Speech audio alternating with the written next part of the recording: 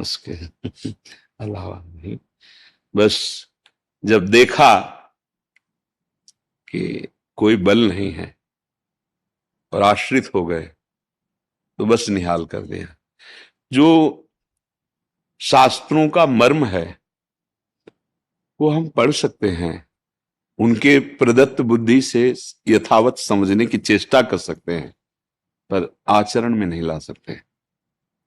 दो बातें तो प्रायः देखी जाएंगी, शास्त्रों को याद करके उनका बोलना, और शास्त्रों के जहां तक हमारी बुद्धि प्रभु ने दी उसके अनुसार समझना, पर उसको जब तक आचरण में नहीं उतारा जाता तब तक वस्तु का बोध नहीं होता। जैसे हम भगवदानंद की प्राप्ति के सारे साधनों को शास्त्र ज्ञान होने के कारण जानते हैं, हम भगवदानंद के मार्ग की त्रुटियों को भी जानते हैं, पर हम चले ना तो भगवदानंद की अनुभूति केवल जानने मात्र से नहीं हो जाएगी। जैसे हम जान गए कि हम भगवान के अंश हैं, हम आत्मस्वरूप हैं, अब इसका अनुभव नहीं किया तो हम इसका प्रवचन करेंगे पर भगवदानंद की अनुभूति नहीं होगी। हमारे शास्त्रों में सदाचार का विशेष महत्व वर्णन किया गया है। एक ज्ञानी महात्मा प्रयागराज में आए हुए थे, पूज्य भाई श्री हनुमान प्रसाद पोद्दार जी महाराज अपने परिकर के साथ उनके समीप गए, तो उन्होंने जो कुछ देखा वो शास्त्र विरुद्ध था।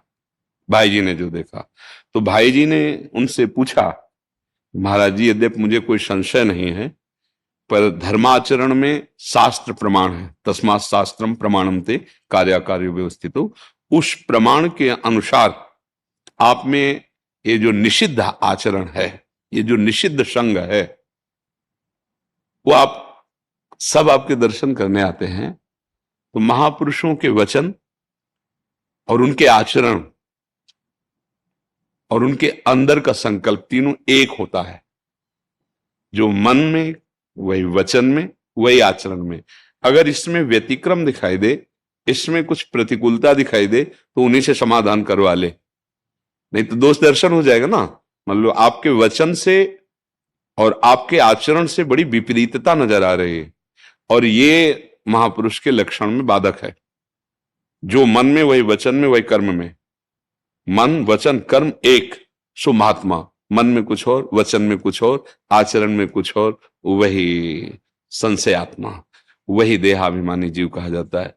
बहुत अच्छी बात भाई जी ने कही कि हमें आप पे संशय नहीं है, लेकिन आपका जो आचरण है वो शास्त्र निषेध है।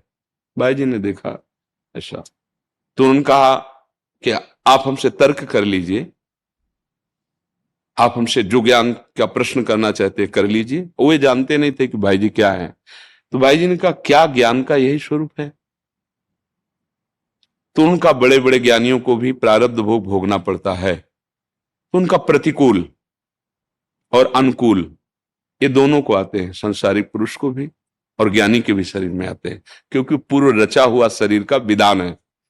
उसमें आए हुए अनुकूल भोगों को वो सार रहित दृष्टि, सुख बोध की भावना किंचन मात्र ना होना, नहीं स्वात्मा रामम विषय मृग तृष्णाम भ्रमयति, वो उसको त्यागता है, भोगता नहीं। और आए हुए प्रतिकूल दुख को जो शरीर में होता है वो असंगता पूर्वक सहता है। आए हुए सुख को वो विवेकपूर्ण होकर त्यागता है। प्रारब्ध आना निश्चित है, पर उसका भोगना ये विवेक के अनुसार है।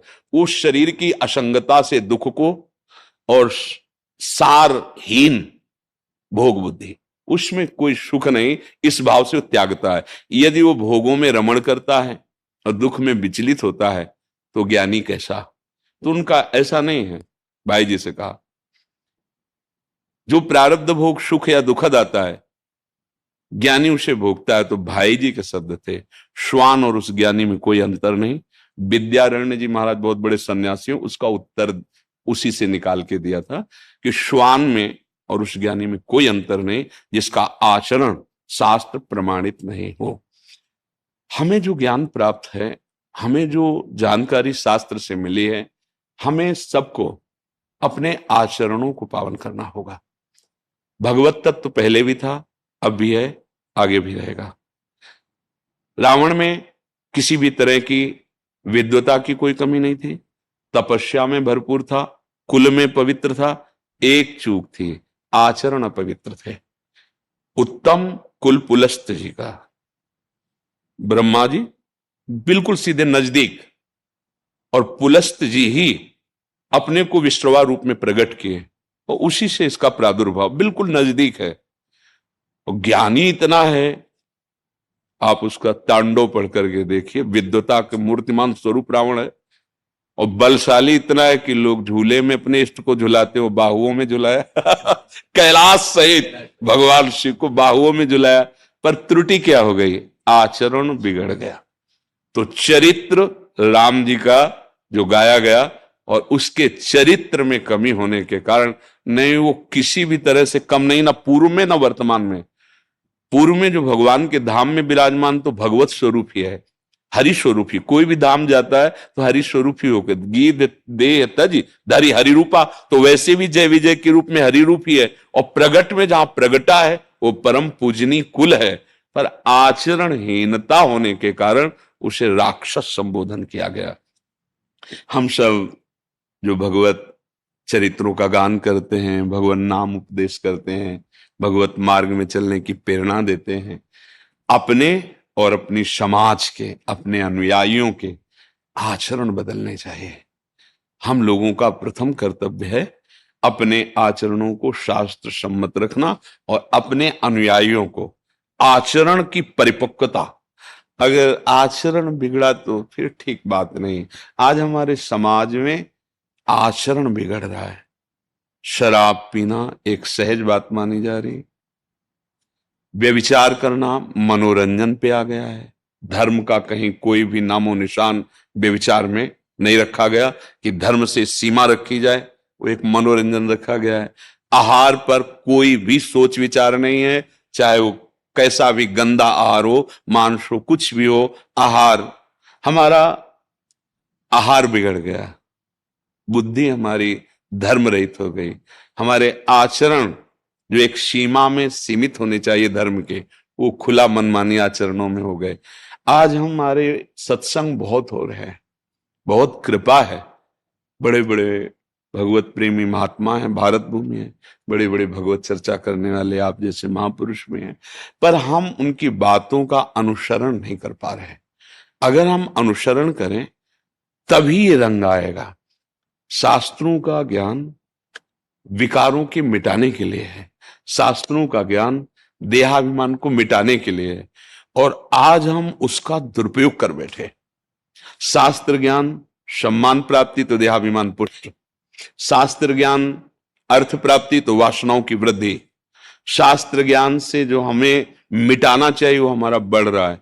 हम लोगों को बहुत सावधान होकर के शास्त्र प्रमाणित आचरण ही हमारे उपदेश होंगे। जब हमारे जीवन में भगवत कृपा का प्रादुर्भाव होता है तो हमें ऐसे कुल में जन्म मिलता है जहां शास्त्रों की चर्चा होती है, हमारे को शास्त्रों में प्रीति होती है, शास्त्र कृपा करके हमारे कंठ और वाणी में आते हैं।